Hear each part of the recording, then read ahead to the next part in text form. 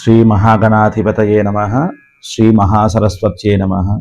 సర్వమంగళమాంగళ్యే శివే సర్వార్థ సాధికే శరణ్యే త్ర్యంబకే దేవి నారాయణి నమోస్తుతే. లలితాదేవియే నమః. ఉగాది పండగ, పంచాంగ శ్రవణం, దాని గురించి రెండు మాటలు మాట్లాడుకుందాం. ముందుగా మన సనాతన ధర్మాన్ని గౌరవిస్తున్న వాళ్ళకి, పాటించే వాళ్ళకి, సనాతన ధర్మాన్ని నిరంతరం రక్షించే వాళ్ళకి అందరికీ కూడా నమస్కారం చేస్తూ కార్యక్రమాన్ని మొదలు పెడుతున్నాను. పంచాంగ శ్రవణం అనేది మన ఋషులు తప్పనిసరిగా ఉగాది రోజున చెయ్యమని సూచించారు. పంచాంగ శ్రవణం అంటే పంచాంగాన్ని మనం వినటం అన్నమాట. ఉదయాన్నే తైలాభ్యంగన స్నానం చేసుకుంటాం, తర్వాత దేవాలయాలు దర్శనం, ఇల్లంతా కూడా శుచిగా ఇష్టదేవతా ప్రార్థన. అదేవిధంగా తీపి, పులుపు, ఉప్పు, కారం, వగరు, చేదు ఈ షడ్రుచులతోనున్న ఆ ఉగాది పచ్చడిని మనం తీసుకుంటాం, తీర్థంగా తీసుకుంటాం. ఈ విధంగా సాయంకాలం పూట లేదా ఆ రోజులో ఎప్పుడైనా చేయొచ్చు. అందరూ కూడా సాయంకాలం పరిపాటిగా వస్తున్నది మనకి. సాయంకాలం పూట పంచాంగ శ్రవణం మనం చేస్తున్నాం. ఉగాది రోజున ఈ ఛానల్లో మీ అందరి రాశి ఫలితాలు, ఆదాయ వ్యయాలు, గోచార ఫలితాలు తెలియజేయడం జరుగుతుంది. గోచార ఫలితాలు అంటే ఏంటంటే గ్రహచారాన్ని మనం గోచారం అంటాం. అంటే ఉగాది దాటిన తర్వాత గురువు ఏ రాశిలోంచి ఏ రాశిలోకి వెళ్తున్నాడు, శనిగ్రహం ఒక రాశిలోంచి ఇంకొక రాశిలోకి వెళ్తుంది, అది ఎప్పుడు వెళ్తుంది. అదేవిధంగా మిగతా గ్రహాలు, ఇప్పుడు శనిగ్రహాన్ని తీసుకోండి. శనిగ్రహము 2.5 సంవత్సరాలకు ఒక రాశి కదులుతుంది. కదిలినప్పుడు ఒక రాశిలో ఉన్న ఫలితాలు మారి ఇంకొక రాశిలోకి వెళ్ళినప్పుడు ఆ ఫలితాలు వస్తాయి.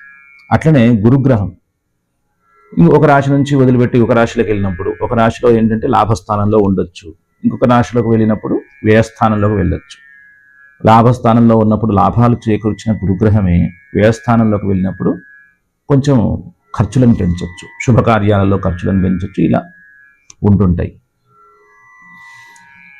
అయితే ఈ గోచారము, జన్మజాతక ఫలితము, దీనిలో ఉన్న తేడాను కూడా మీరు తెలుసుకోవాలి. గోచారం అంటే అనుకున్న ఉగాది తర్వాత నడిచే గ్రహాలు, దాని చారం అంటే కదలటం, దాని గురించి తెలుసుకోవడం.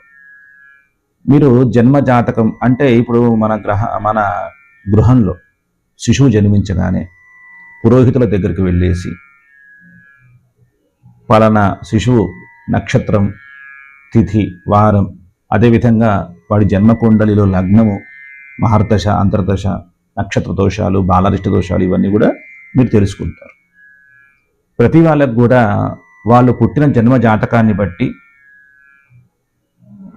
ఉద్యోగాలు, వివాహము, సంతానము, ఎప్పుడు ఉద్యోగం రావాలి, ఎప్పుడు వివాహం జరగాలి, ఇలాంటివన్నీ కూడా నిర్ణయించబడి ఉంటాయి. ఆ సమయాల్లో బలం ఎక్కువగా ఉన్నప్పుడు మనం ఉన్నత విద్యలో ఎంట్రన్స్ ఎగ్జామ్స్ అన్నీ కూడా చాలా బాగా మనం పాస్ అవుతూ ఉంటాం, ర్యాంకులు కొడుతూ ఉంటాం. అయితే జన్మజాతక రీత్యా నడిచే అంతర్దశ, మహర్దశలు చూసుకోవాలా, గోచార ఫలితాలు చూసుకోవాలా అంటే అది చూసుకోవాలి, ఇది చూసుకోవాలండి. ఉత్త గోచార ఫలితాల మీద మన మొత్తం జాతకం ఆధారపడి ఉంటుందని అనుకోవద్దు. ఎందుకంటే ఇప్పుడు ఒక 5 మిథున రాశి వాళ్ళు ఉన్నారనుకుందాం. 5 మిథున రాశి వాళ్ళకి ఒకే సంవత్సరంలో పెళ్లి కాదు, కానీ అందరూ 5 కూడా ఎదురు చూస్తూ ఉంటారు. లేదా ఇంకొక ఉదాహరణ, 5 మిథున రాశి వాళ్ళు ఒక ఎన్నికలలో పోటీ చేశారనుకుందాం, ఒకే పేరున్న వాళ్ళు, లేదా ఒకే మిథున రాశి వాళ్ళు, లేదా మీన రాశి వాళ్ళు, ఒకే రాశి వాళ్ళు మొత్తానికి పోటీ చేసినప్పుడు దానిలో ఒక్కరు మాత్రమే నెగ్గగలరు. మరి ఈ 5 ఒకటే రాశి కదా, మరి ఎందుకు నెగ్గలేదు? మిగతా 4 ఎందుకు ఓడిపోయారు? ఓడిపోయారంటే ధనం చాలా ఖర్చు అయి ఉంటుంది, అవమానం జరిగింది, ఇవన్నీ కూడా మరి ఎందుకు జరిగాయి? ఒకరు గెలిచారు అదే రాశి వాళ్ళు, ఇంకొకరు ఎందుకు ఓడిపోయారు? కాబట్టి ఈ గోచారంతో పాటుగా జన్మ జాతకం కూడా ప్రభావం ఎక్కువగా ఉందని అర్థం అన్నమాట. కాబట్టి ఈ గోచార ఫలితాలని మనం ఎందుకు తీసుకోవాలి అంటే, ఒక వ్యాపారం చేస్తున్నారు కాబట్టి మీకు శని బాలేదండి, శనిచారం బాలేదు ఈ సంవత్సరం అని చెప్పామనుకోండి, మీరు ఏం చేస్తారంటే జాగ్రత్త పడతారు, 1కి 10 సార్లు ఆలోచిస్తారు, కొంతమంది అనుభవజ్ఞుల సలహాలు తీసుకుని మరి వ్యాపారం చేస్తారు. అదే మీరు ఇంట్లో శుభకార్యం చేయాలనుకుంటున్నారు, అయ్యా మా అమ్మాయికి పెళ్లి చేద్దాం అనుకుంటున్నాము, ఈ సంవత్సరం చేయాలా, వచ్చే సంవత్సరం చేయాలా, ఇప్పుడు ఎలా ఉంది బలం అని అడుగుతారు పురోహితుల్ని. ఆయన అప్పుడు ఏమండి ఈ సంవత్సరం కంటే కూడా వచ్చే సంవత్సరం బలం ఎక్కువగా ఉంది అని చెప్పారనుకోండి, ఆ సంవత్సరము మనము కొంచెం 1 అడుగు వేస్తే చాలు 10 అడుగులు అవే పడిపోతాయి అన్నమాట.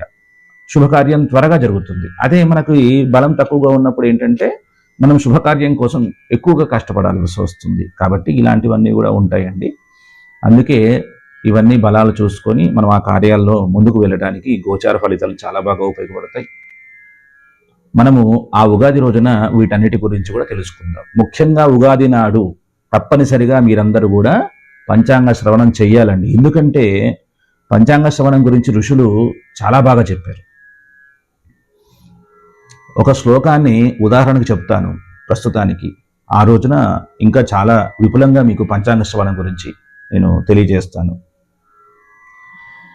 శ్రీ కళ్యాణ గుణావహం రిపుహరం దుస్వప్న దోషాపహం గంగా స్నాన విశేష పుణ్య ఫలదం గోదాన తుల్య నృణాం ఆయువృద్ధికరం ఉత్తమం శుభకరం సంతాన సంపత్ప్రదం నానాకర్మ సుసాధనం సముచితం పంచాంగ మహాకర్మ్యతాం అని చెప్పారు.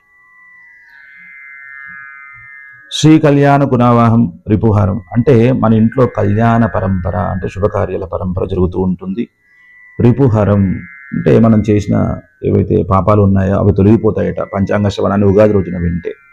అదేవిధంగా దుస్వప్న దోషాపహారం అంటే మనము కొన్ని చూడకూడని స్వప్నాలు చూస్తే, కలలోపల కొన్ని చూడకూడని సన్నివేశాలు చూస్తే కూడా మనకి పాపం చేకూరుతుంది. అటువంటి పాపాలన్నీ కూడా తొలగిపోతాయి. అదేవిధంగా గంగా స్నానం చేసిన వాళ్ళకి ఎంత ఫలితం అయితే వస్తుందో ఆ రోజున పంచాంగ శ్రవణం చేసిన వాళ్ళకు కూడా అంతే ఫలితం వస్తుంది. అదేవిధంగా గోదానం చేసిన వాళ్ళకు వచ్చే ఫలితం వస్తుంది. ఆయుష్ వృద్ధి జరుగుతుంది. శుభకరం సంతాన సంపదం ఈ విధంగా అన్నీ కూడా చేకూరుతాయి అని చెప్పడం జరిగింది. కాబట్టి ఉగాది నాడు తప్పకుండా పంచాంగ శ్రవణం చేయండి. అందరూ కూడా ఈ పుణ్య ఫలితాన్ని సంపాదించుకోండి. దేవిశ్రీ టీవీ మనందరి టీవీ. ఈ ఛానల్ని లైక్, షేర్, కామెంట్ చేసి సబ్స్క్రైబ్ చేయించండి. మా నుంచి మరిన్ని మంచి వీడియోలు రావడానికి తోడ్పడండి. ధన్యవాదాలు.